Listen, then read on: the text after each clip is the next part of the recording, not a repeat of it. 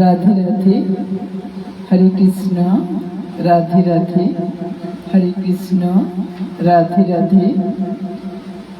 Hello বন্ধুরা, আশা করি সবাই ভালো আছেন। আজকে বিজয়া দশমী, তো শুরুতেই শুভ বিজয়ার প্রীতি ও শুভেচ্ছা সকলকে রইল। তো আমরা আবারও এসে গেলাম আজকে অমৃতময়ের অমৃত কথা শ্রবণের জন্য। তো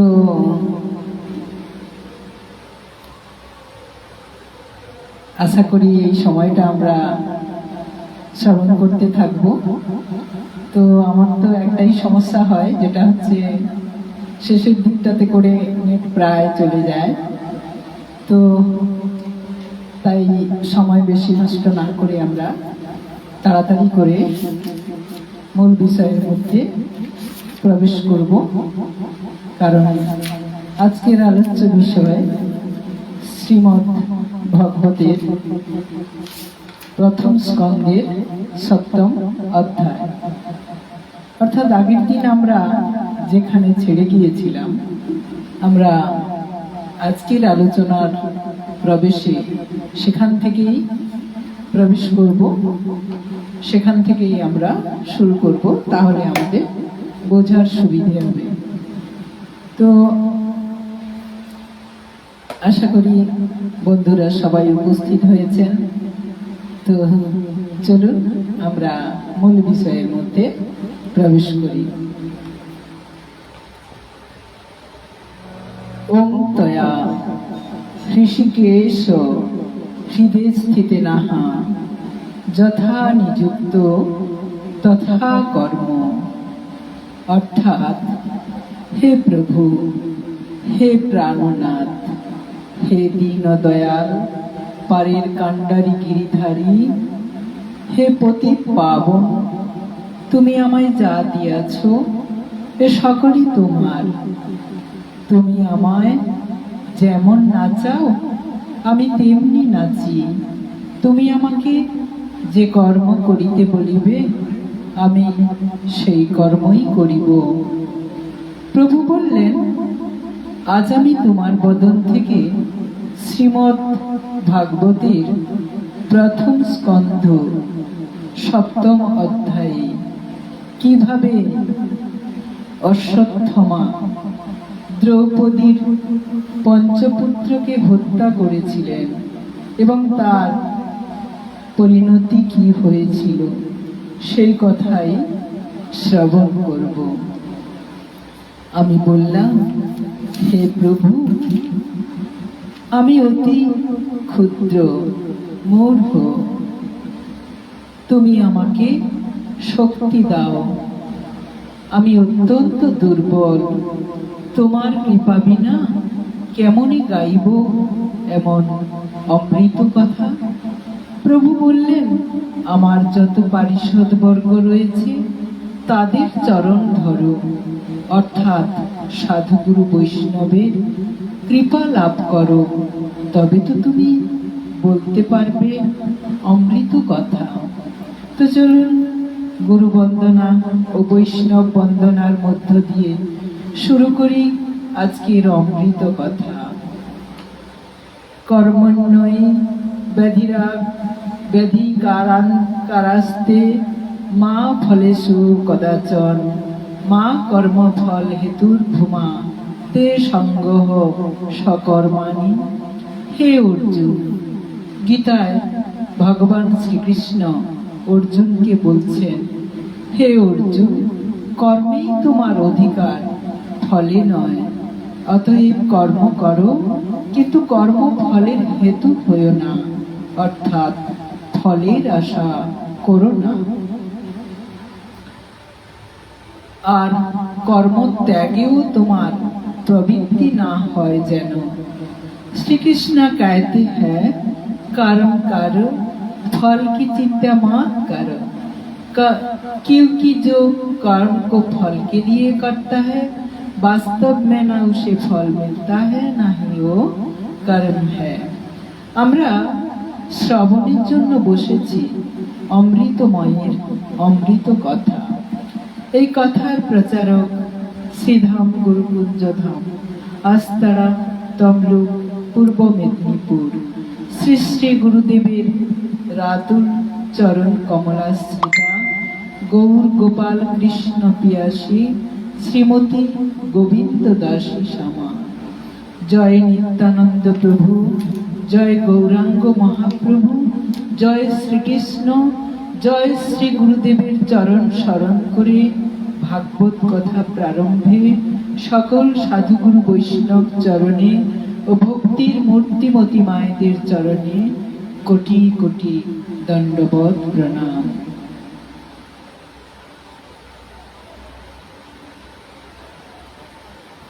আজকের এই শুভ দিনে মহাপ্রভুর কৃপা প্রার্থনা করি। প্রথমত চাই গুরু কৃপা। গুরু কৃপা বিনা মহাপ্রভুর কৃপা লাভ করা যায় না। তো চলুন গুরু বন্দনা করি, গুরু কৃপা লাভ করি।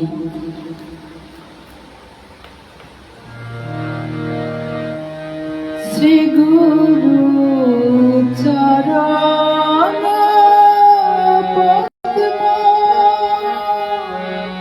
কেবল ভক্তি সদমা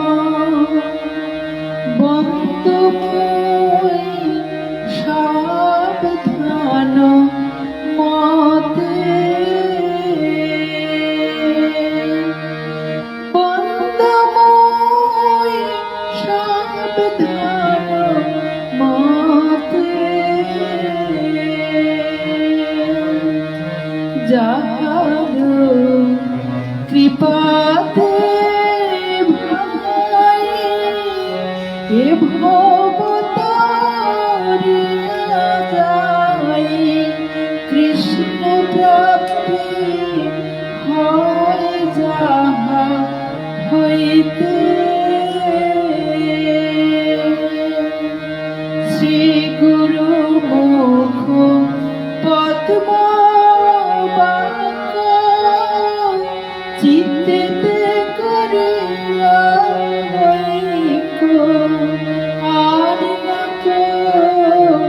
রিয় মনে আশা আর মনে আশা শ্রী গুরু চরণে এই সে উত্তম গতি যে প্রসাদে পুরে সর্ব আশা চক্ষুদান দিল যে জন্মে জন্মে প্রভু সেই দিব্য জ্ঞানের হৃদয় প্রকাশিত দিব্য জ্ঞানের হৃদয় প্রকাশিত প্রেম ভক্তির যাহা হইতে অবিদ্যা বিনাশ যাতে প্রেম ভক্তি যাহা হইতে অবিদ্যা বিনাশ যাতে বেদে গায় যাহার চরিত শ্রী গুরু করুণার সিন্ধু অধম জানার বন্ধু লোকনাথ লোকের জীবন হা প্রভু কর দয়া দেহ মরে পদ ছায়া এবে যশ ঘোষুক ত্রিভুবন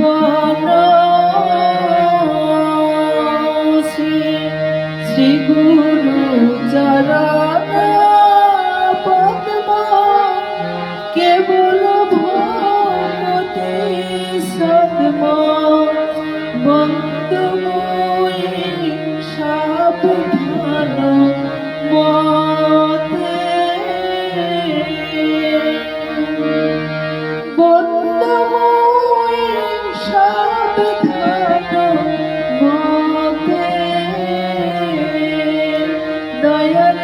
গুরুদেব দয়াল, গুরুদেব দয়াল, গুরুদেব দয়াল, গুরুদেব দয়াল, গুরুদেব দয়াল, গুরুদেব দয়াল, গুরুদেব দয়াল, গুরুদেব, গুরুদেব, গুরুদেব, গুরুদেব, গুরুদেব, জয় গুরুদেব, জয় জয় গুরুদেব, জয় জয় গুরুদেব, জয় জয় গুরুদেব, জয় জয় জয় গুরুদেব, জয় জয় জয় গুরুদেব, জয় জয় জয় গুরুদেব, জয় জয় জয় গুরুদেব, জয় গুরুদেব, গুরুদেব, গুরুদেব,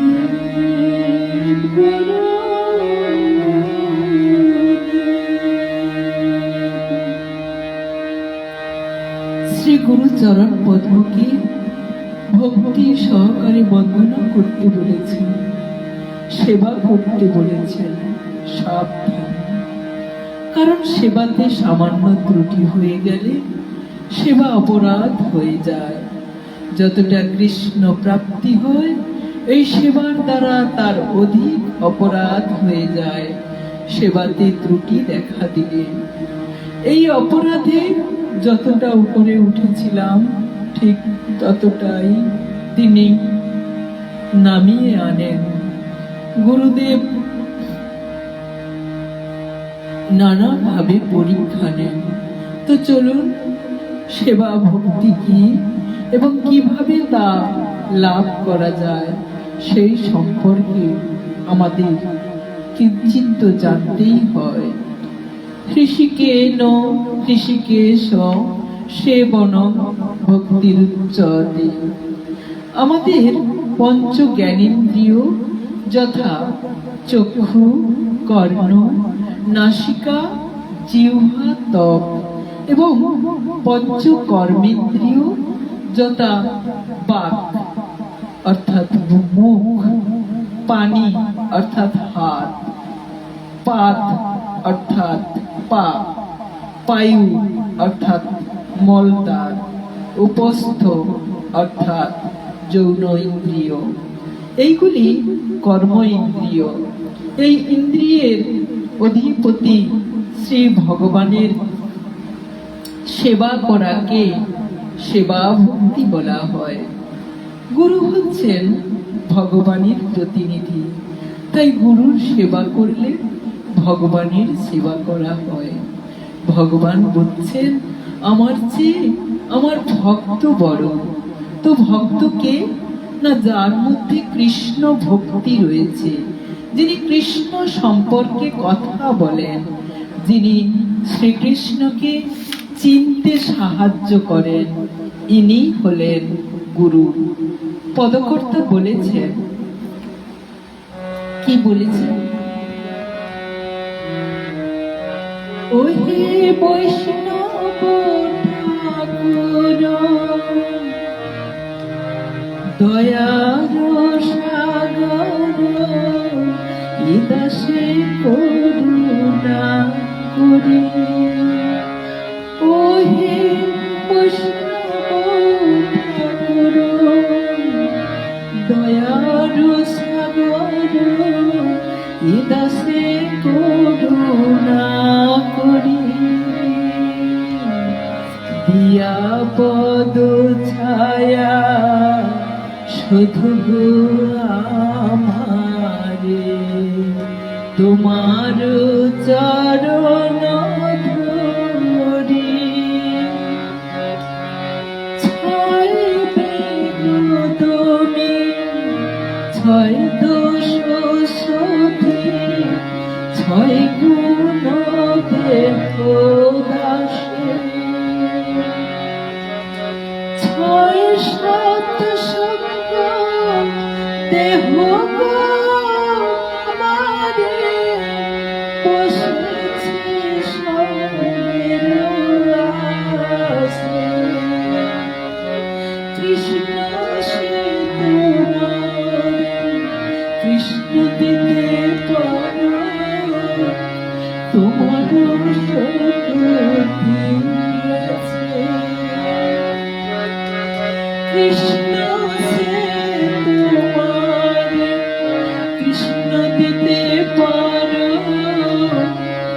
বড় শক্তি আছে। আমি তো কাঙাল, কৃষ্ণ কৃষ্ণ বলি। আমি তো কাঙাল, কৃষ্ণ কৃষ্ণ বলি। ধাই তব পাছে পাছে ওহি বৈষ্ণব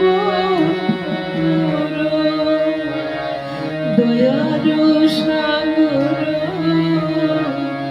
দশে করুণা করি।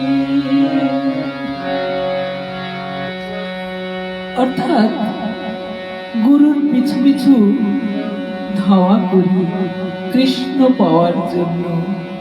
আবার পদকর্তা লালন বলেছেন, কি বলেছেন?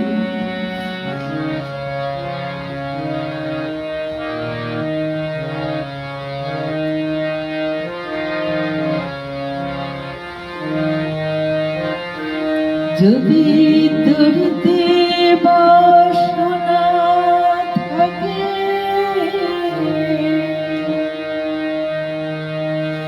ধরে মন সাধু সঙ্গ। ভজরে আনন্দের গৌরাঙ্গ, লহরে মন সাধু সঙ্গ। ভজরে আনন্দের গৌরাঙ্গ, ধরে মন সাধু সঙ্গ। ভজরে আনন্দের গৌরাঙ্গ। যদি তড়িতে বাসনা থাকে, ধরে মন সাধু সঙ্গ। ভজরে আনন্দের গৌরাঙ্গ, লহরে মন সাধু সঙ্গ।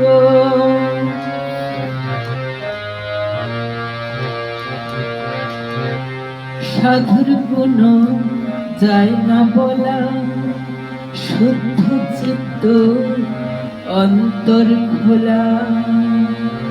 সাধুর গুণ যায় না বলা, শুদ্ধ চিত্ত অন্তর খোলা। আমার মতো মূঢ় যায় সাধুর গুণের বর্ণনা দিতে। গুরু সম্পর্কে বলার মতো ধৃষ্টতা কি আমার আছে? আহা, সাধুর গুণ যায় না বলা, শুদ্ধ চিত্ত অন্তর খোলা। সাধুর দর্শনে যায় মনের ময়লা,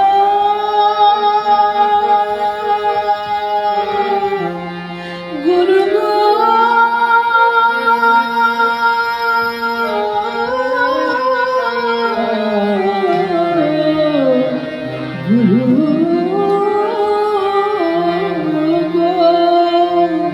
সাধুর দর্শনে যায় মনের ময়লা, পরশে হয় প্রেম তরঙ্গ।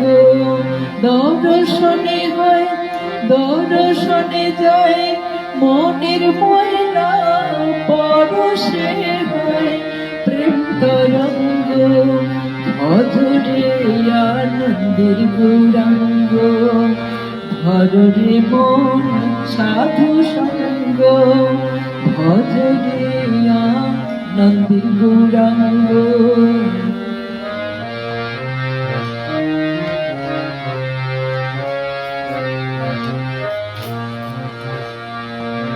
সাধু জনার প্রেম হিল্লোলে, কত মানে মুক্তা ফলে।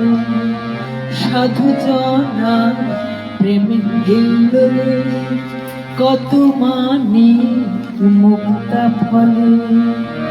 সাধু যারে কৃপা করে,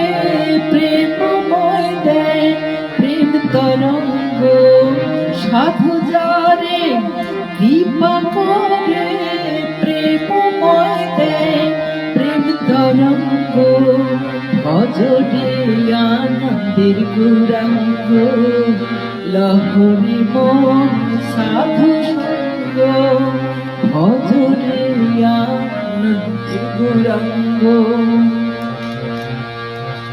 প্রেমময়কে তিনি হলেন সখা শ্রীকৃষ্ণ।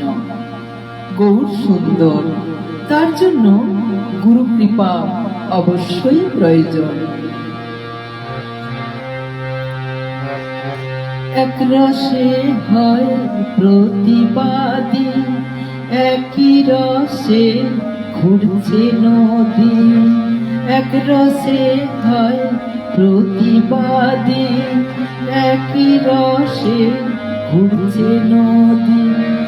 একই রসে নৃত্য করে নিত্য রসের গৌরাঙ্গ। একই রসে নৃত্য করে, একই রসে নৃত্য করে নিত্য রসের গৌরাঙ্গ। ভজরে আনন্দের গৌরাঙ্গ লহরে মন সাধু সঙ্গ ভজরে আনন্দের গৌরাঙ্গ।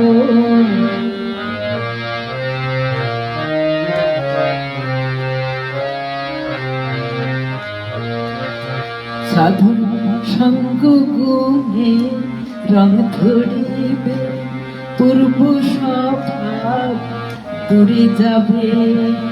সঙ্গ গুণে রং ধরিবে, পূর্ব স্বভাব দূরে যাবে।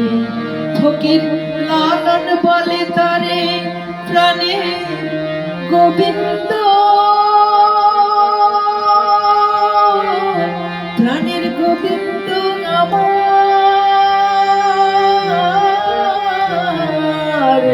গোবিন্দ আমার। লালন বলে তারে প্রাণ গোবিন্দ, ধরে মন সাধু সঙ্গ। লালন বলে তারে প্রাণ গোবিন্দ, ধরে মন সাধু সঙ্গ ভজরে আনন্দের গৌরাঙ্গ লহরে মন সাধু সঙ্গ ভজরে আনন্দের গৌরাঙ্গ লহরে মন সাধু সঙ্গ ভজরে আনন্দের গৌরাঙ্গ লহরে মন সাধু সঙ্গ ভজরে আনন্দের গৌরাঙ্গ। শুনছি অমৃতময়ের অমৃত কথা। তো চলুন বন্ধুরা, এবার আমরা মূল বিষয়ের মধ্যে প্রবেশ করি। চলুন। সৌনক মুনিগণ সুত গোস্বামীকে বললেন যে সর্বজ্ঞ সর্বশক্তিমান ব্যাসদেব নারদ মুনির কথা শুনলেন। কি কথা? আগের দিন আমরা যেখানে ছেড়ে গিয়েছিলাম তা বলতে বলতে আমার সমস্যা তৈরি হলো। তো প্রায় বিশ্রামে এখন আমি যেতে পারছি না, সেই জন্য যতটা তাড়াতাড়ি পারা যায় আমি টানার চেষ্টা করব। ভগবান দৈব বাণী দ্বারা নারদজিকে বললেন যে হে নারদ, তুমি জন্ম নিয়েছো যখন, অর্থাৎ তোমার এই 10 ইন্দ্রিয় মন এবং পঞ্চভূত নির্মিত দেহ তো তোমার একদিন না একদিন ক্ষয় হবে। অর্থাৎ এই দেহে তুমি আমাকে ধরে রাখতে পারবে না। তুমি জন্মেছো যখন মরতেই হবে, এটাই নিয়ম। তাই তুমি এমন দেহ ধারণ করবে যা বায়ুরূপ, যা চোখে দেখা যায় না। সেই দেহের জন্ম মৃত্যু নেই। যখন তুমি আমার পার্ষদ হবে, আমাতে নিবিষ্ট এই চিত্তবৃত্তি কখনো কোনোভাবেই আর চ্যুত হবে না। সৃষ্টি বিলয় প্রাপ্ত হলেও আমার কৃপায় তোমার এই সাধক দেহ কখনো স্মৃতি বিলুপ্ত হবে না। তো নারদজির স্মৃতি বিলুপ্ত হবে না। তো তারপর থেকে নারদজি সাধন করতে থাকেন এবং দেহ ধারণের জন্য তিনি বলছেন কৃষ্ণ গতিপ্রাপ্ত হয়ে গেলাম। তো কিভাবে তিনি কৃষ্ণ গতিপ্রাপ্ত হলেন? না, কৃষ্ণ চিত্ত হয়ে গেলাম। কিছু কাল বাদে বিদ্যুৎ ঝলকের মতো মৃত্যু এসে উপস্থিত হলো। শুদ্ধ ভাগবতী তনু বা উপযোগী ভগবত পার্ষদ দেহ প্রাপ্তির সময় উপস্থিত হওয়ায় এবং প্রারব্ধ কর্ম শেষ হওয়ার ফলে আমার এই পাঞ্চভৌতিক দেহ নষ্ট হয়ে গেল। কল্পের অন্তে যে সময় ভগবান নারায়ণ একার্ণবে প্রলয় জলধিতে শায়িত থাকেন, সেই সময় তার হৃদয়ে নিবাস করার ইচ্ছায় সমগ্র সৃষ্টিকে সংহত করে ব্রহ্ম যখন সেই হৃদয়ে প্রবেশ করেন, আমিও সাথে সাথে প্রবেশ করে গেলাম। তারপর এই সহস্র চতুর্যুগ অতিক্রান্ত হলে ব্রহ্ম যখন নিদ্রা থেকে উত্থিত হয়ে সৃষ্টির ইচ্ছা করলেন, তখন তার ইন্দ্রিয়ের থেকে মরীচি আদি ঋষিদের সাথে আমিও সংসারে এলাম। তাহলে বোঝা গেল কেন তাকে ব্রহ্মার মানস পুত্র বলা হয়েছে। আমরা তাহলে বুঝতে পারলাম এই কারণে নারদজিকে বলা হয়েছে ব্রহ্মার মানস পুত্র। অর্থাৎ ব্রহ্মাকে সৃষ্টিকর্তা যখন সৃষ্টি করলেন, তখন তিনি তিনার জন্মের রহস্য উদ্ঘাটন করার জন্য তিনি গভীর ধ্যানে নিমগ্ন হলেন এবং সেখানে সেই ধ্যানের দ্বারা জানতে পারলেন যে কিভাবে কি কর্ম করার জন্য তার এই জন্ম বা আবির্ভাব। তো সেই কর্ম অর্থাৎ ব্রহ্মাণ্ড সৃষ্টি করার জন্য তিনি আবার জেগে উঠলেন। অর্থাৎ এখানে বলা হয়েছে যে নিদ্রা থেকে উত্থিত হলেন। তো ইচ্ছা করলেন, তখন তার ইন্দ্রিয়ের থেকে মরীচি অর্থাৎ ইন্দ্রিয় আমরা যেগুলো চর্চা করি সেই ইন্দ্রিয়ের থেকে মরীচি নাম ইত্যাদি ঋষিদের সাথে আমিও জন্মগ্রহণ করলাম। অর্থাৎ এখানে এই যে এই জন্ম তিনি মানে এমন ভাবে পেয়েছেন, প্রাপ্তি লাভ করেছেন, যেখানে আমরা প্রথমেই বলেছি যে ভগবান পুরোপুরি বলে দিয়েছেন যে এরকম দেহে মানে এই জড় দেহে যখন আমরা মাতৃ জঠরের মাধ্যমে যখন আমরা জন্মগ্রহণ করব, অর্থাৎ এই পঞ্চভূত এবং মন আর দশম ইন্দ্রিয় এইগুলোর সাহায্যে আমাদের দেহ যখন গঠন হবে, সেই দেহের ক্ষয় আছে। কিন্তু এখানে যেহেতু ব্রহ্মা সৃষ্টি করেছেন, তিনার যে ইন্দ্রিয় দ্বারা তিনি সৃষ্টি করেছেন, কিন্তু সেটা হচ্ছে তার মনের ইচ্ছা, মানস ইচ্ছা পূরণের জন্য ইনারা আবার অবতীর্ণ হলেন। ফলে এখানে আর তিনার জন্ম কিংবা মৃত্যু, এই যে আবির্ভাব, এই জন্ম মৃত্যুর রহস্য থেকে এটা একেবারেই দূরে থাকার মতো অবস্থা। সেই থেকে ভগবত কৃপাতে আমি বৈকুণ্ঠাদিতে এবং ত্রিভুবনের ভেতরে ও বাইরে অপ্রতিহত গতিতে পর্যটন করে থাকি। তাহলে এমন দেহ প্রাপ্তি হলেন তিনি, যেখানে অসাধ্য বলে কিছু থাকলো না। আমার জীবনের একমাত্র ব্রত অখণ্ড রূপে ভগবৎজন হয়েই চলছে। হ্যাঁ, ভগবত প্রদত্ত স্বর ব্রহ্ম সমন্বিত। স্বর ব্রহ্ম হচ্ছে সরজ, ঋষভ, গান্ধার, মধ্যম, পঞ্চম, ধৈবত ও নিষাদ। এই সপ্তস্বর ব্রহ্ম ব্যঞ্জক হওয়ায় ব্রহ্মারূপ বলা হয়েছে।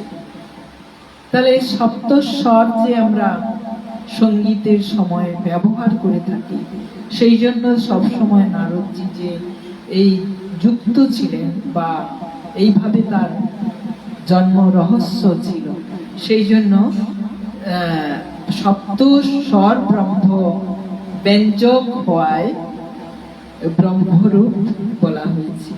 এই বীণার মূর্ছনা লাভ সংযোগে শ্রী গোবিন্দ গুণগান করে আমি সর্বত্র ভ্রমণ করি।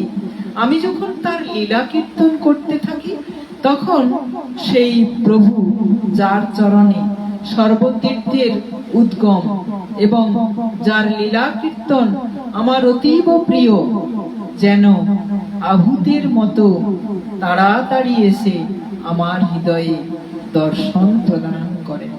তাহলে বুঝতে পারলাম কিরকম দেহ প্রাপ্তি হলে পরে বা আমার মানে ভজন, এখানে নারদজি তো সরাসরি পেয়ে যাননি, অনেক অনেক অনেক ভজন করে তিনি অনেক পুণ্য করে তবে তিনি এই দেহ প্রাপ্তি লাভ করেছিলেন। তো সেরকম আমাদের মানব জন্মেও এরকম ভজন, গুণকীর্তন ইত্যাদির মধ্য দিয়ে আমরা সিদ্ধি লাভ করার পথে অগ্রসর হতে পারি, যদি আমার সেটা ইচ্ছে থাকে। পুনঃ বিষয় ভোগ বাসনায় ব্যাকুল চিত্ত সংসারী জীবের পক্ষে হরি গুণ কীর্তনই ভবপারের তরণী। এটি আমার প্রত্যক্ষ অনুভূতির মধ্যে এলো। তাই আমরা একটি ভজনের মধ্য দিয়ে তার একটু গুণকীর্তন করে নিয়ে আসবো।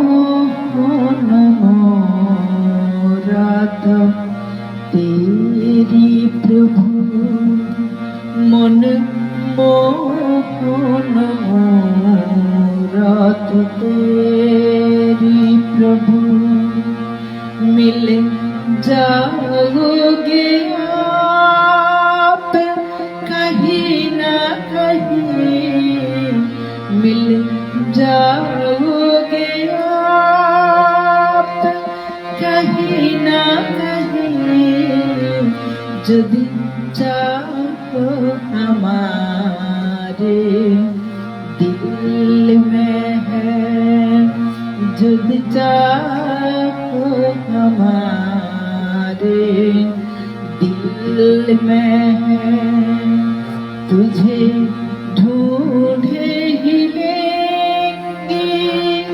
कहीं ना कहीं, मनमोहन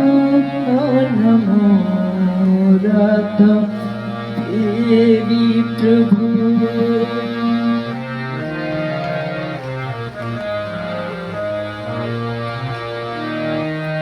काशी मथुरा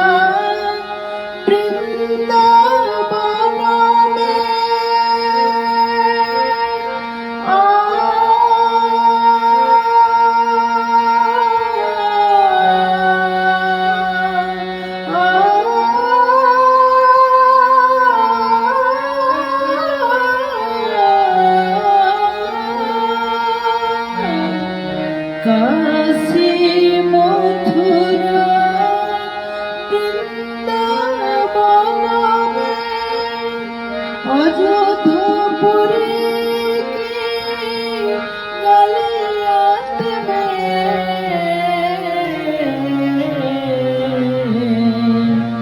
गंगा यमुना सरयू तट पर, गंगा यमुना सरयू तट पर, मिल जाओगे आप कहीं ना कहीं मन मोहरत तेरी प्रभु।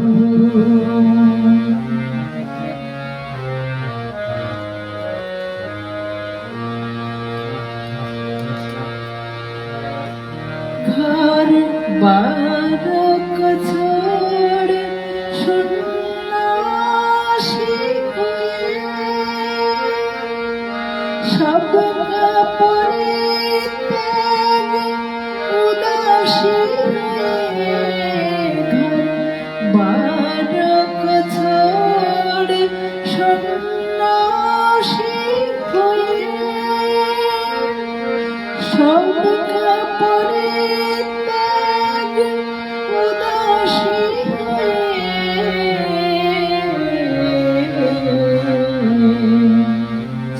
छानेंगे बन बन ठाक तेरी, छानेंगे बन बन ठाक तेरी। मिल जाओगे आप कहीं ना कहीं मन मोहरत तेरी प्रभु।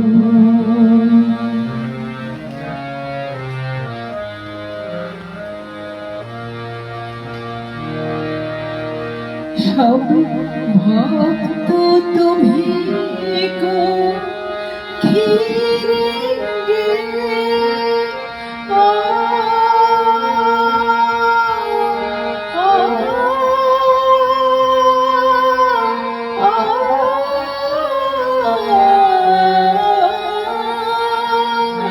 सब भक्त तुम्हीं को घेरेंगे, तेरे नाम की माला फेरेंगे।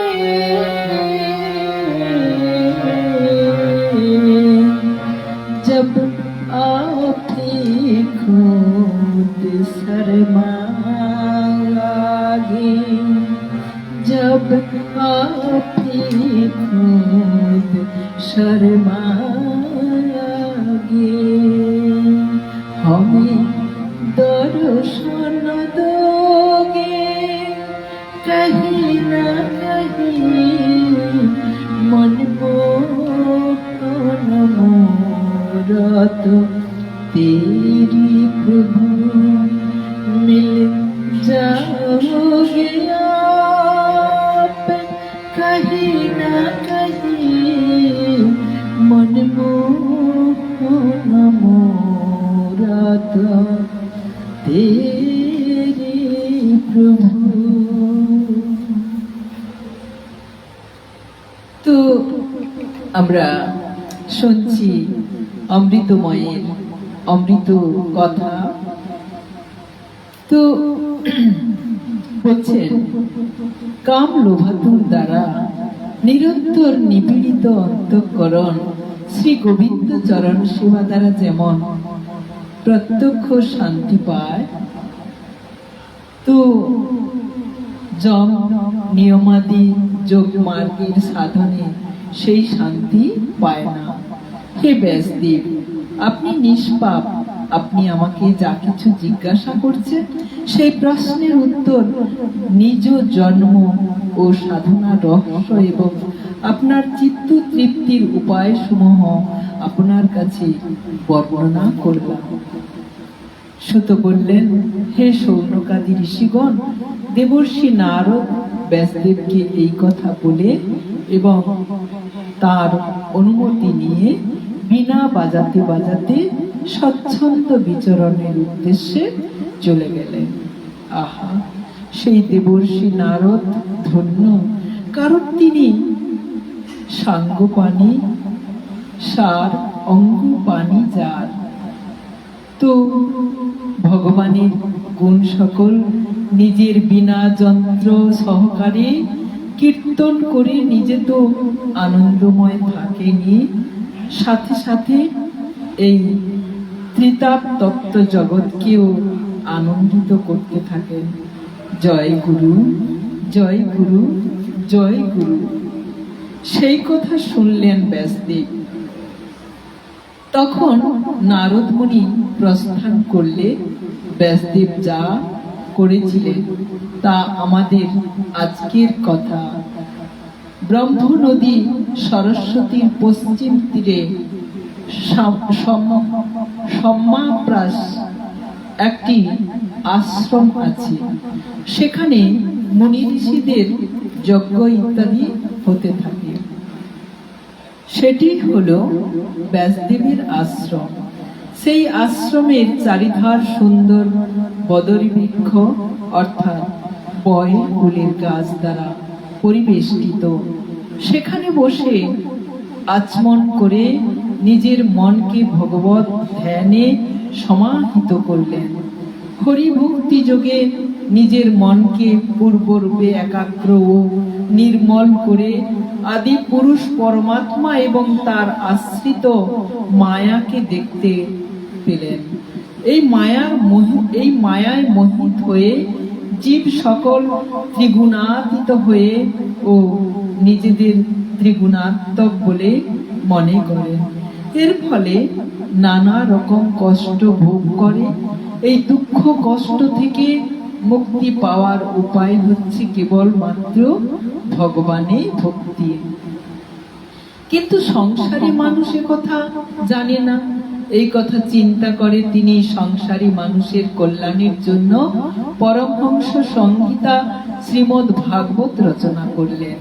এই কথা শ্রবণ করলেই পুরুষোত্তম ভগবান শ্রীকৃষ্ণের প্রতি পরম প্রেমময়ী ভক্তির উদয় হয়, যার ফলে জীবের শোক মোহ ও ভয় দূর হয়ে যায়। তিনি এই ভাগবত সংহিতা প্রণয়ন করে তারপর পুনরাবৃত্তি করে নিজের নিবৃত্তি পরায়ণ পুত্র সুখদেবকে পাঠ করান। সৌনক বললেন, সুখদেব তো একান্ত রূপেই নিবৃত্তি মার্গালম্বী ছিলেন। তার তো কোনো কিছুতেই আসক্তি ছিল না, সর্বদাই ব্রহ্মানন্দে নিমগ্ন থাকতেন। তাহলে কি কারণে এই বিশাল গ্রন্থ অধ্যয়ন করলেন? সুত বললেন, যারা জ্ঞানী, যাদের অবিদ্যা গ্রন্থির মোচন হয়েছে, আর যারা আত্মারাম বা ব্রহ্মভূত অবস্থায় স্থিত, তারাও ভগবানের অহৈতুকী ভক্তি অর্থাৎ নিষ্কাম কর্ম করে থাকেন। কারণ ভগবানের গুণ এতই মধুর যে সর্বদা তিনি নিজের দিকে আকর্ষণ করেন। তো চলুন ভক্তবৃন্দ, আমরা একটি ভজনের মধ্যে তিনার গুণকীর্তন করি আসুন।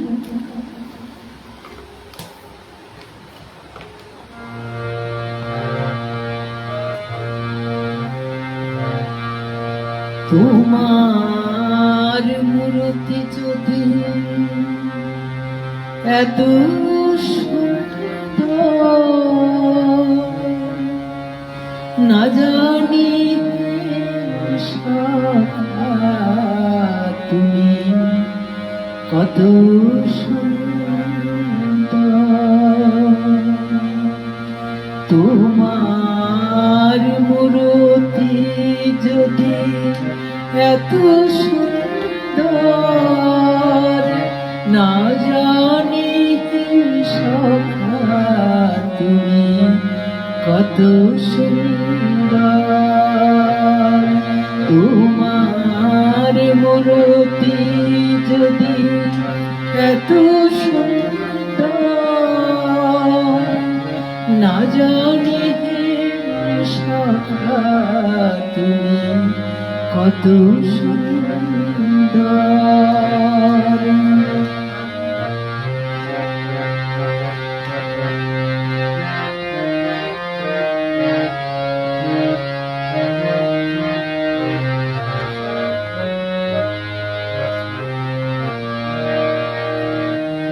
বড় সাদ জাগে তোমার দর্শন লাগে,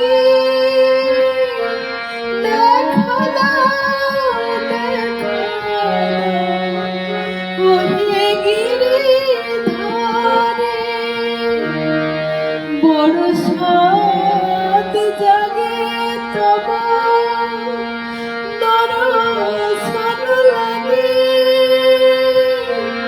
দেখা দাও, দেখা দাও, ওহে গিরিধারী, এসো তুমি প্রেমনাথ, কৃপা করো মোরে, দেখা দাও হে দয়াময়, দয়া করো মোরে। তোমার মূর্তি যদি এত সুন্দর, না জানি শোভা তুমি কত সুন্দর।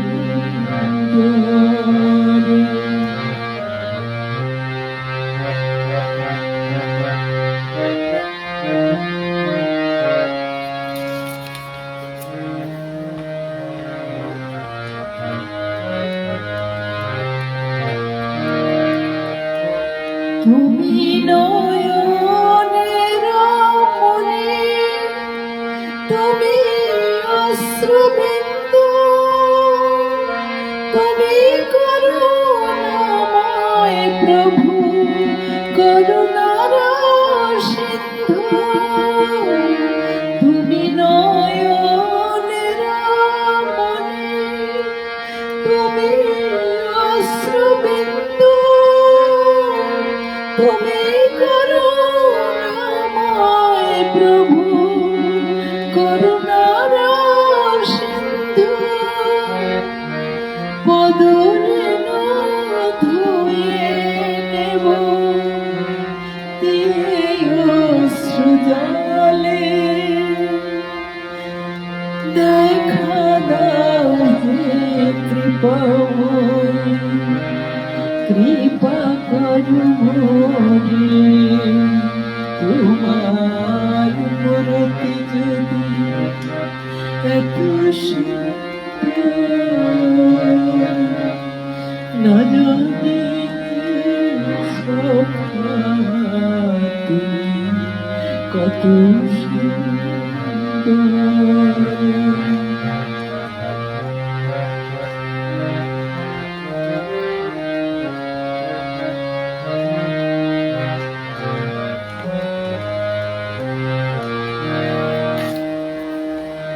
শয়নে স্বপনে কিংবা কভু জাগরণে, দেখা দাও বলে কাঁদি, দেখা দাও এখানে। শয়নে স্বপনে কিংবা কভু জাগরণে, দেখা দাও বলে কাঁদি, দেখা দাও এখানে। তুমি মোর প্রাণ সখা, তুমি মোর প্রিয়, তুমি বিনে কাটে না ক্ষণ, কাটে না এ জীবন। দেখা দাও হে প্রিয়তম, দেখা দাও মোরে। তোমার মূর্তি যদি এত সুন্দর, না জানি তুমি কত সুন্দর।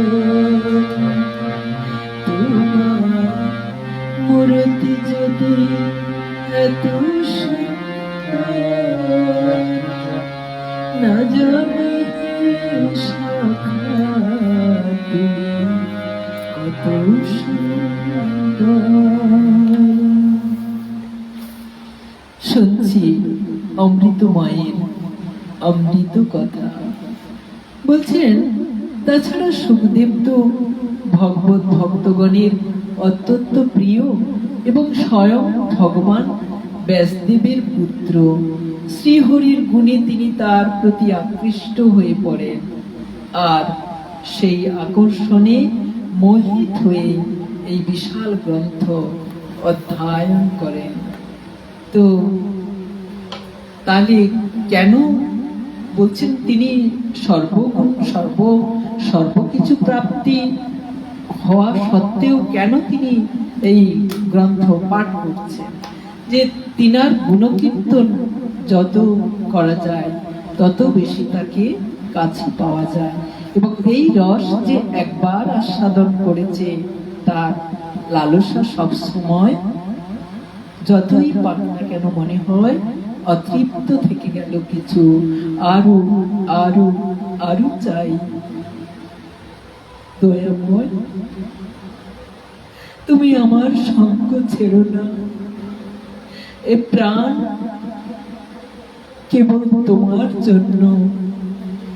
তো সেই শুকদেবের সঙ্গে আমরা শুনছি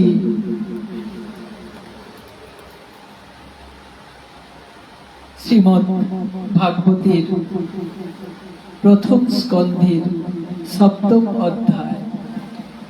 তো সেখানে কি বলছেন যে হে সৌনক, এখন আমি রাজর্ষি পরীক্ষিতের জন্ম, কর্ম ও মোক্ষ এবং পাণ্ডবদের স্বর্গারোহণের কাহিনী বলছি, কারণ এর থেকেই ভগবান শ্রীকৃষ্ণের কথার অবতারণা হয়েছে। তাহলে ভগবান শ্রীকৃষ্ণের কথা আমাদের জানতে গেলে কি বলেছেন এখানে? না, পরীক্ষিতের জন্ম সম্পর্কের কথা বলেছেন, মোক্ষ এবং পাণ্ডবদের স্বর্গারোহণ ইত্যাদি ইত্যাদি সেই প্রসঙ্গ টেনে, যা তিনি ভাগবতে বর্ণনা দিয়েছিলেন তার প্রসঙ্গ টেনে এখানে তিনি শুরু করলেন। মহাভারতের যুদ্ধে যখন কৌরব এবং পাণ্ডব দুপক্ষের অগণিত বীর গতি স্বর্গপ্রাপ্ত হলেন এবং ভীমের পদাঘাতে দুর্যোধনের উরুভঙ্গ হল, তখন অশ্বত্থামা দুর্যোধনের প্রিয় কার্য মনে করে দ্রৌপদীর ঘুমন্ত পুত্রদের মুন্ডু কেটে নিয়ে দুর্যোধনকে উপহার দেন। কি নৃশংস হত্যা, চিন্তা করুন। এই কাজ দুর্যোধনেরও মনোভূত হয়নি, অর্থাৎ তিনি এত ক্রূর ছিলেন, তবুও অশ্বত্থামার এই কাজকে তিনি সমর্থন করেননি, কারণ এইরকম হীন কর্ম সর্বজন নিন্দিত। পুত্রদের নিধন বার্তা শুনে দ্রৌপদী অত্যন্ত শোকাকুলা হলেন, তার চোখ দিয়ে জলধারা বইতে লাগলো। তিনি কাঁদতে লাগলেন। অর্জুন তাকে সান্ত্বনা দিয়ে বলতে লাগলেন, হে কল্যাণী, আমি তোমার চোখের জল তখনই মুছিয়ে দেব যখন এই আততায়ী অর্থাৎ অগ্নি সংযোগকারী, বিষ প্রদানকারী, হত্যা করতে উদ্যত অস্ত্র ধারণকারী, সম্পদ অপহরণকারী, চাষের জমি এবং স্ত্রী অপহরণকারী, এই 6 জনকে আততায়ী বলা হয়েছে। তো ব্রহ্মনাধমের মুন্ড আমি গান্ডীবের বাণ দিয়ে ছেদন করে তোমাকে উপহার দেব, আর ছেলেদের অন্ত্যেষ্টি ক্রিয়ার পর তুমি সেই মুন্ড পায়ের নিচে রেখে স্নান করবে। এইরকম সুমিষ্ট অদ্ভুত বাক্য দ্বারা দ্রৌপদীকে সান্ত্বনা দিয়ে অর্জুন তার সখা ভগবান শ্রীকৃষ্ণকে নিয়ে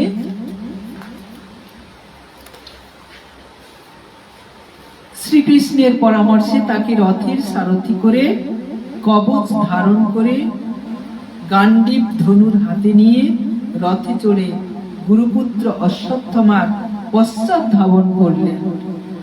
বালকদের হত্যা করে এমনিতেই অশ্বত্থামার মন বিক্ষিপ্ত হয়েছিল। দূর থেকেই তিনি যখন অর্জুনকে তার দিকে আসতে দেখলেন, তখন প্রাণ ভয়ে রথে চড়ে যেখানেই পালাবেন পারলেন পালাতে লাগলেন। যেমন ভাবে মহাদেবের ভয়ে সূর্যদেব লুকিয়েছিলেন, পালিয়েছিলেন।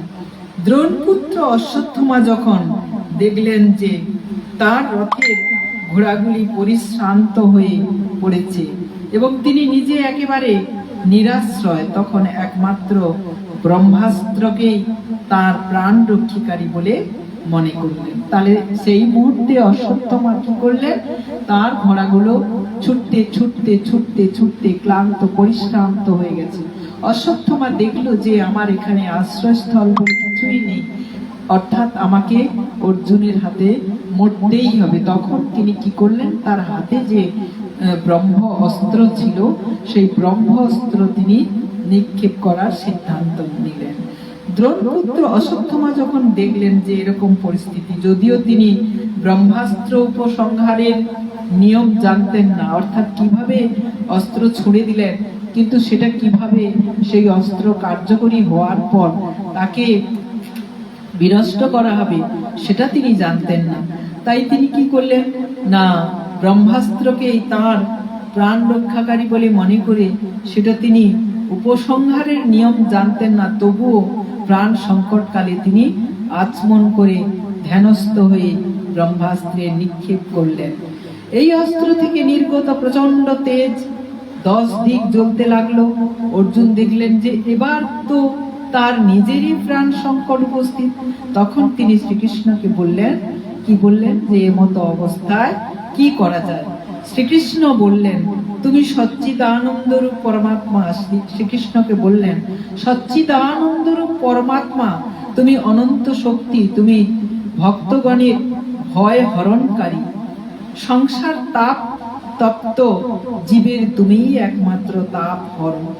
তুমি পরা ও অপরা প্রকৃতির থেকেও শ্রেষ্ঠ আদি পুরুষ, সাক্ষাৎ পরমেশ্বর। নিজ স্বরূপ শক্তির সাহায্যে বহিরঙ্গ এবং ত্রিগুণাত্মিকা মায়াকে অভিভূত করে নিজ অদ্বিতীয় স্বরূপে স্থিত রয়েছ। সেই তুমি অসাধারণ কৃপা শক্তির প্রভাবে মায়ামোহিত জীবের কল্যাণের জন্য ধর্ম সংস্থাপনা আদি করছো। তোমার এই অবতার পৃথিবীর ভার হরণের উদ্দেশ্যে এবং তোমার অনন্য প্রেমী ভক্তগণের শরণ ধ্যানের জন্যই হয়েছে। স্বয়ং প্রকাশ স্বরূপ শ্রীকে হে শ্রীকৃষ্ণ, সব দিক ব্যাপ্ত করে এই ভয়ঙ্কর তেজ আমার দিকে আসছে। এই তেজ কার, কোথা থেকে এবং কেন আসছে এ তো আমি কিছুই বুঝতে পারছি না। অর্থাৎ অর্জুন এখানে বলছেন যে এরকম যেখানে তুমি এই কর্ম করার জন্য এই পৃথিবীতে এসেছো, আবির্ভূত হয়েছো, তাহলে তোমার সামনে এত শক্তিধর কে আছে যে এরকম শক্তি ধারণ করতে পারে? এই প্রচন্ড তাপ, যেটা আমি সহ্য করতে পারছি না, তো সেটা নিশ্চয়ই কি বলবো, তাহলে তুমি মানে আমি কিছুই বুঝতে পারছি না যে কোথা থেকে তুমি থাকা সত্ত্বেও কোথা থেকে এমন শক্তি আসছে। শ্রী ভগবান বললেন, হে অর্জুন, এই তেজ হলো অশ্বত্থমার নিক্ষিপ্ত ব্রহ্মাস্ত্রের। প্রাণ সংকট উপস্থিত হওয়ায় অশ্বত্থমা এর প্রয়োগ তো করেছে, কিন্তু সে এই অস্ত্রের নিবারণের উপায় উপসংহার জানে না। অন্য কোনো অস্ত্রের দিকে নিবারণ করার শক্তি নেই, অন্য কোনো অস্ত্রের একে নিবারণ করার শক্তি নেই। তুমি শস্ত্রাস্ত্র বিদ্যায় পারদর্শী, ব্রহ্মাস্ত্রের তেজ দ্বারাই এই ব্রহ্মাস্ত্রের ভয়ঙ্কর তেজ নির্বাপিত করো। অর্থাৎ ভগবান শ্রীকৃষ্ণ অর্জুনকে বললেন যে এই ব্রহ্মাস্ত্রকেই কেবলমাত্র ব্রহ্মাস্ত্র শস্ত্র, অর্থাৎ ব্রহ্মা থেকে উৎপত্তি যে অস্ত্র, সেই অস্ত্র দ্বারাই সেই অস্ত্রকে বিনাশ করতে পারে, এছাড়া সম্ভব নয়। তো সুত বললেন, শত্রু বিনাশী অর্জুন ভগবানের কথা শুনে আচমন করে শ্রীকৃষ্ণকে প্রদক্ষিণ করে ব্রহ্মাস্ত্র নিবারণ করার জন্য ব্রহ্মাস্ত্রই নিক্ষেপ করলেন। অর্জুন ও অশ্বত্থামার দুই ব্রহ্মাস্ত্রের তেজে প্রলয়কালীন সূর্য ও অগ্নির মতো পরস্পর মুখোমুখি হয়ে আকাশ আর 10 দিক ব্যাপ্ত করে বৃদ্ধি পেতে লাগলো। ত্রিলোক দগ্ধকারী সেই দুই অস্ত্রের তেজে মানুষ জ্বলতে লাগলো এবং মনে ভাবলো যে এই তেজ নিশ্চয়ই প্রলয়াগ্নি। সেই আগুনে প্রজা নাশ এবং ব্রহ্মাণ্ড ধ্বংস হবার উপক্রম দেখে শ্রীকৃষ্ণের অভিমত অনুযায়ী ওই দুটি অস্ত্রকেই অর্জুন উপসংহার করলেন। ক্রোধে অর্জুনের চোখ রক্তবর্ণ ধারণ করেছিল। তিনি সবেগে ক্রূর কর্মা অশ্বত্থামাকে ধরে পশুর মতো তাকে দড়ি দিয়ে বেঁধে ফেললেন। বলপূর্বক অশ্বত্থামাকে বেঁধে অর্জুন যখন শিবিরে নিয়ে যেতে চাইলেন, সেই সময় কমল লোচন শ্রীকৃষ্ণ অত্যন্ত ক্রুদ্ধ ভাবে বললেন, অর্জুন, এই ব্রাহ্মণাধমকে ছেড়ে দেওয়া ঠিক নয়, একে বধই করো। রাত্রিকালে ঘুমন্ত নিরপরাধ শিশুদের এ বধ করেছে।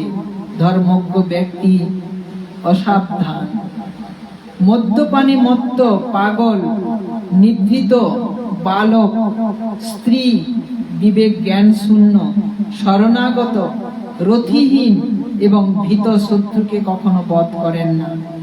কিন্তু যে দুষ্ট ও ক্রূর ব্যক্তি অপরকে হত্যা করে নিজের জীবন পরিপোষণ করে, তাকে বধ করাই তার পক্ষে মঙ্গল। কারণ এই স্বভাব নিয়ে যদি সে জীবিত থাকে, তাহলে সে আরো পাপ করবে এবং পরিণামে দ্রৌপদীর কাছে নরকগামী হবে। তাহলে এখানে অর্জুন যখন অশ্বত্থামাকে বেঁধে ফেললেন, তাকে অর্জুন কিন্তু বলেছিলেন যে দ্রৌপদীকে বলে গিয়েছিলেন, যে প্রতিশ্রুতি দিয়েছিলেন যে আমি তার মুন্ডু কেটে এনে তোমাকে উপহার দেব। তো কিন্তু তা তিনি করলেন না। তিনি কি করলেন না, তাকে পশুর মতো, অর্থাৎ পশুকে যেমন দড়ি দিয়ে বাঁধা হয়, তাকেও ঠিক সেরকম দড়ি দিয়ে বেঁধে সে নিয়ে আসার চেষ্টা করছে। তখন ভগবান শ্রীকৃষ্ণ ক্রুদ্ধ হয়ে অর্জুনকে বলছেন, এ তুমি কি করছো? ওকে হত্যা করো। কারণ কোন কোন পরিস্থিতিতে আমরা যুদ্ধ করতে পারি না, শত্রু হলেও তার যদি এমন পরিবেশ তৈরি হয়, তাহলে সেখানে তাকে হত্যা করা বা যুদ্ধ করা উচিত নয়। কিন্তু এ জানে না বালক, শিশু, তাদের সঙ্গে কখনো শত্রুতা করতে নেই, কিন্তু এই অপরাধী হত্যা করেছে। অতএব তুমি একে হত্যা করে, বিশেষত আমার সাক্ষাতেই তুমি দ্রৌপদীর কাছে প্রতিজ্ঞা করেছো যে হে মানিনী, তোমার পুত্রদের যে হত্যা করেছে তার মুন্ডু আমি কেটে আনব। এই পাপী কুলাঙ্গার আততায়ী তোমার পুত্রদের বধ করেছে এবং নিজের প্রভু দুর্যোধনেরও অপ্রীতিভাজন হয়েছে। অতএব হে অর্জুন, একে বধই করো। ভগবান শ্রীকৃষ্ণ অর্জুনের ধর্মনিষ্ঠা পরীক্ষা করার জন্য এইভাবে প্রেরণা দিলেন। কিন্তু অর্জুনের হৃদয় তো মহান। অশ্বত্থামা যদিও তার পুত্রদের হত্যা করেছে, তবুও অর্জুনের মনে গুরুপুত্র হত্যার প্রবৃত্তি হলো না। তারপর নিজ সখা ও সারথী শ্রীকৃষ্ণের সঙ্গে অর্জুন নিজের শিবিরে এলেন। সেখানে মৃত পুত্রদের জন্য শোকাতুরা দ্রৌপদীর হাতে অশ্বত্থামাকে সমর্পণ করলেন। দ্রৌপদী দেখলেন যে অশ্বত্থামা পশুর মতো রজ্জুবদ্ধ অবস্থায় রয়েছে। নিন্দিত কর্মের অনুশোচনায় তার মুখ অধোবদন।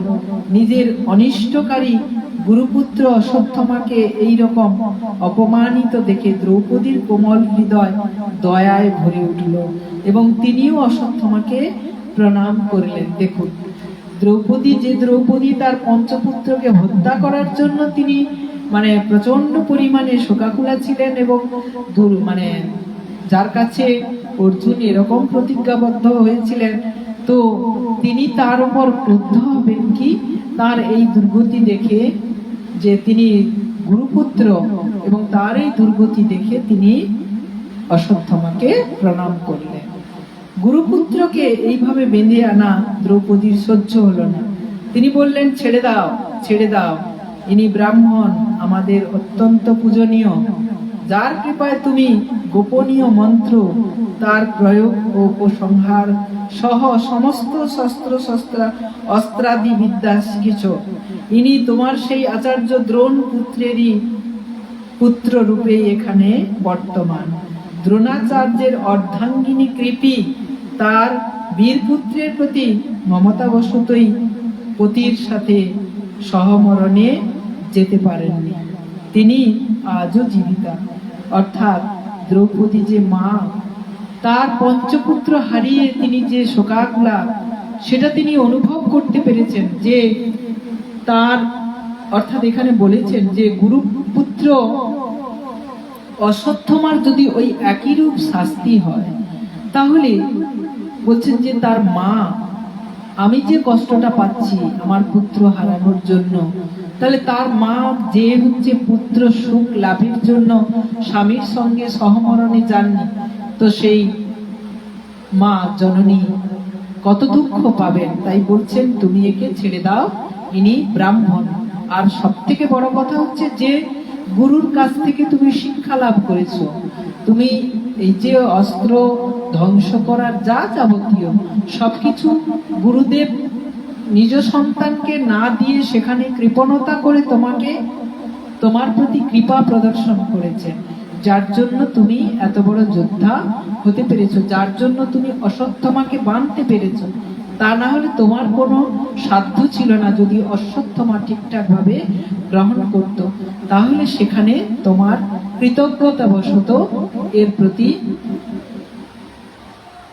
প্রতি সঠিক কর্ম করা উচিত এবং একে তুমি ছেড়ে দাও। হে ধর্মজ্ঞ মহাভাগ, গুরুবংশ নিত্য পূজনীয় ও বন্দনীয়, তাদের দুঃখ ও ব্যথা দেওয়া তোমার কখনোই উচিত নয়। নিজের সন্তানদের মৃত্যুতে আমি যেভাবে শোকার্ত হয়ে অবিরাম অশ্রু বর্ষণ করছি, এর মা পতিব্রতা গৌতমীর যেন সেই দশা না হয়।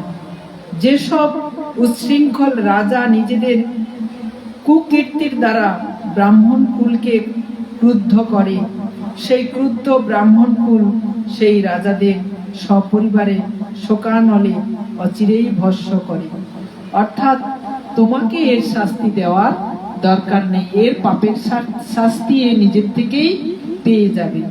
তো সুত বললেন, হে সৌনক কাদি ঋষিগণ, দ্রৌপদীর কথা ছিল ধর্ম ও ন্যায় সঙ্গত, তার মধ্যে কপটতা ছিল না, বরং করুণা ও সমদর্শিতা ছিল। সুতরাং রাজা যুধিষ্ঠির রানীর এই হিতগর্ভ মহান বক্তব্যের অনুমোদন করলেন। সঙ্গে সঙ্গে নকুল, সহদেব, সাত্যকী, অর্জুন, স্বয়ং ভগবান এবং উপস্থিত স্ত্রী পুরুষগণ সকলে দ্রৌপদীর বক্তব্য সমর্থন করলেন।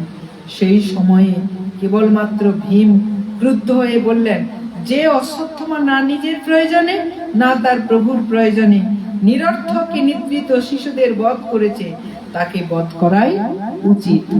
ভগবান শ্রীকৃষ্ণ দ্রৌপদী এবং ভীমের কথা শুনে অর্জুনের দিকে তাকিয়ে একটু হেসে বললেন। ভগবান শ্রীকৃষ্ণ বললেন, পতিত ব্রাহ্মণকেও বধ করা উচিত নয়, আর আততায়ীকে বধ করাই কর্তব্য।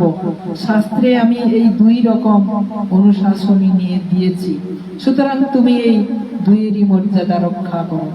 কি বলছেন? পতিত ব্রাহ্মণকে বধ করা উচিত নয়, অর্থাৎ যার মধ্যে তিনি ব্রাহ্মণ কুলে জন্মগ্রহণ করে যদি তার ব্রাহ্মণ স্বরূপ মনোভাব থাকে, অর্থাৎ যিনি দুর্বল চিত্তের, যিনি ন্যায় ধর্মে থাকেন, সেই ধরনের ব্রাহ্মণকে হত্যা করা মানে সেটা হচ্ছে পাপ।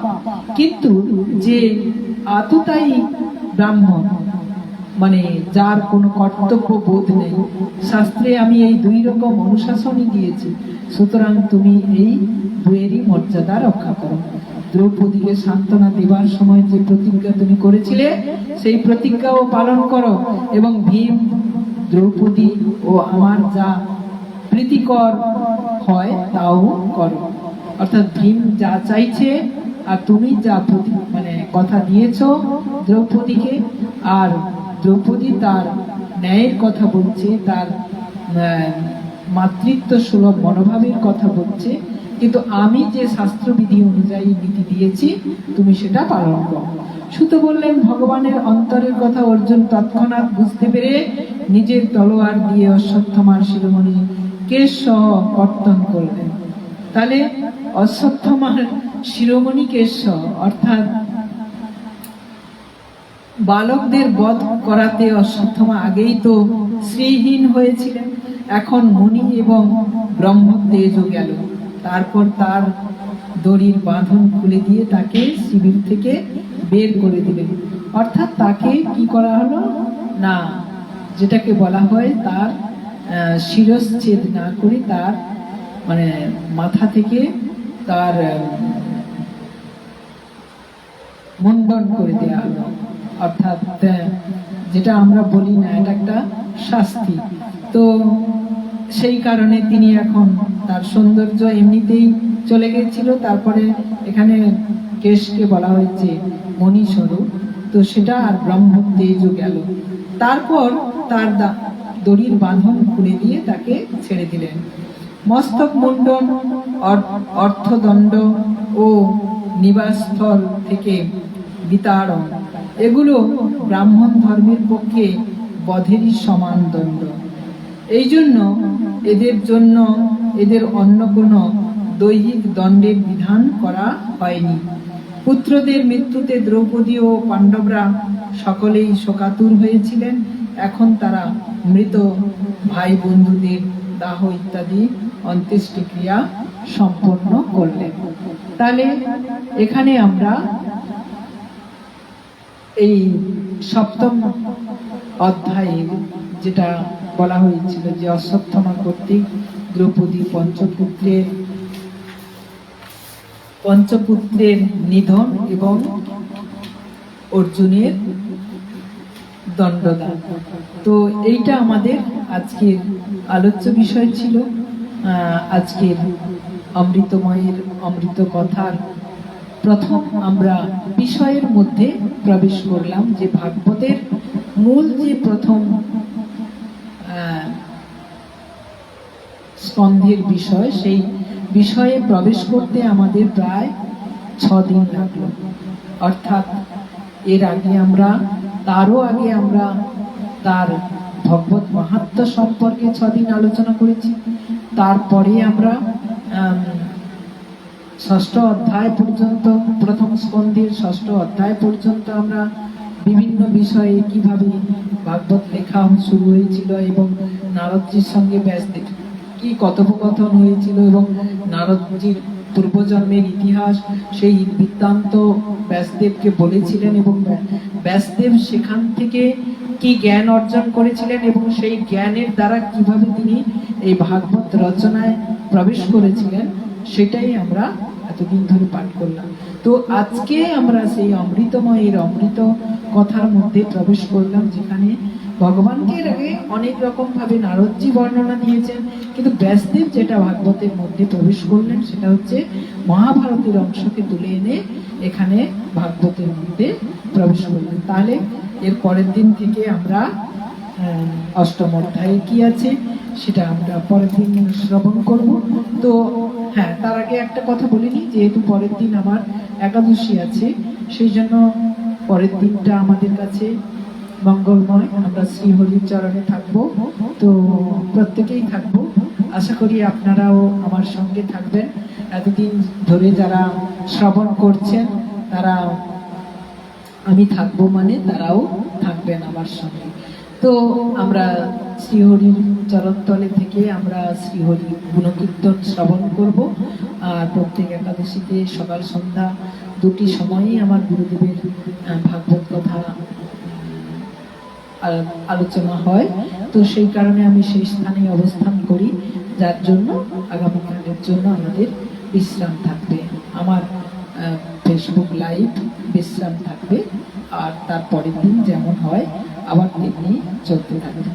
তো চলুন আমরা এই পর্যন্ত শ্রীমদ্ ভাগবত কথা এখানে বিশ্রাম রাখলাম।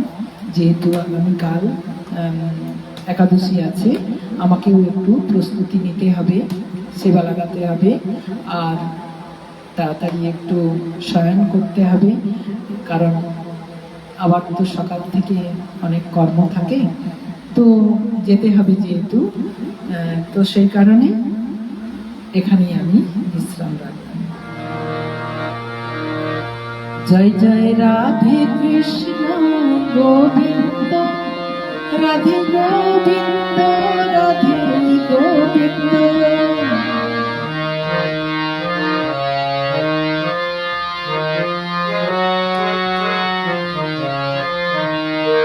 জয় জয় শ্যাম সুন্দর মদন মোহন বৃন্দাবন চন্দ্র, জয় জয় রাধা রমন রাস বিহারী শ্রী গোকুলানন্দ। জয় জয় রাধে কৃষ্ণ গোবিন্দ, রাধে গোবিন্দ, রাধে গোবিন্দ। জয় জয় রাধা কান্ত রাধা বিনোদ শ্রী রাধা গোবিন্দ, জয় জয় রসেশ্বরী বিনোদিনী ভানুকুল চন্দ্র। জয় জয় রাধে কৃষ্ণ গোবিন্দ, রাধে গোবিন্দ, রাধে গোবিন্দ। জয় জয় ললিতা বিশাখায়াদি যত সখী বৃন্দ, জয় জয় শ্রীরূপ মঞ্জরি আদি মঞ্জরি অনঙ্গ। জয় জয় রাধে কৃষ্ণ গোবিন্দ, রাধে গোবিন্দ, রাধে গোবিন্দ। জয় জয় পূর্ণমাসী কুণ্ডলতা জয় বীরাবৃন্দ, সবাই কৃপা করে দেহ যুগল চরণারবিন্দ। জয় জয় রাধে কৃষ্ণ গোবিন্দ, রাধে গোবিন্দ, রাধে গোবিন্দ। হরে হরে নম কৃষ্ণ যাদবায়, যাদবায় মাধবায় কেশবায় নমঃ। গোপাল গোবিন্দ রাম শ্রী মধুসূদন, গিরিধর গোপীনাথ মদন মোহন। শ্রী চৈতন্য নিত্যানন্দ শ্রী অদ্বৈত সীতা, হরি গুরু বৈষ্ণব ভাগবত গীতা। জয় রূপ সনাতন ভক্ত রঘুনাথ, শ্রী গোপাল ভক্ত দাস রঘুনাথ। এই ছয় গোসাইয়ের করে চরণ বন্দন, যাহা হইতে বিভিন্ন সবিষ্ট পূর্ণ। এই ছয় গোসাই তার মহিলার দাস, পাশাবার পতনে মোর পঞ্চবিশ। তাদের চরণ সেবী ভক্ত সন্নিবাস, জনমে জনমে মোর অভিলাষ।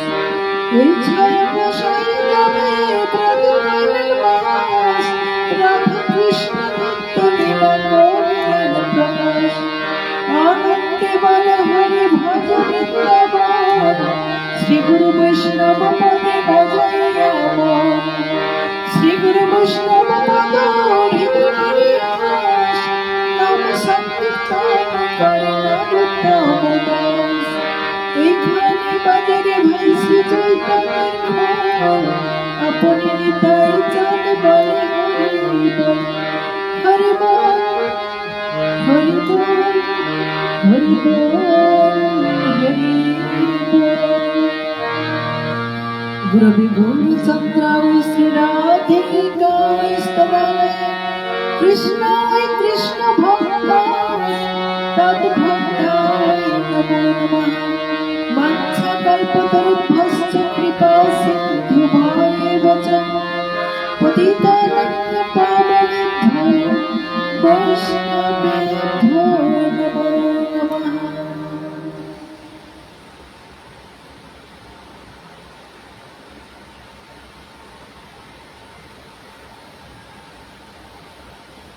জয় গুরু, জয় গুরু, জয় গুরু। আগামীকাল থেকে একাদশীর এই একাদশী তিথি থেকে দামোদর ব্রত শুরু হচ্ছে।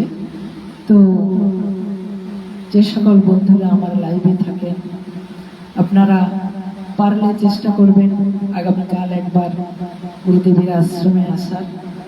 কারণ দামোদর ব্রত শুরু মানে পুরো একদম সেই উত্থান একাদশী পর্যন্ত চলতে থাকবে 1 মাস কাল। তো এটাই বলার ছিল।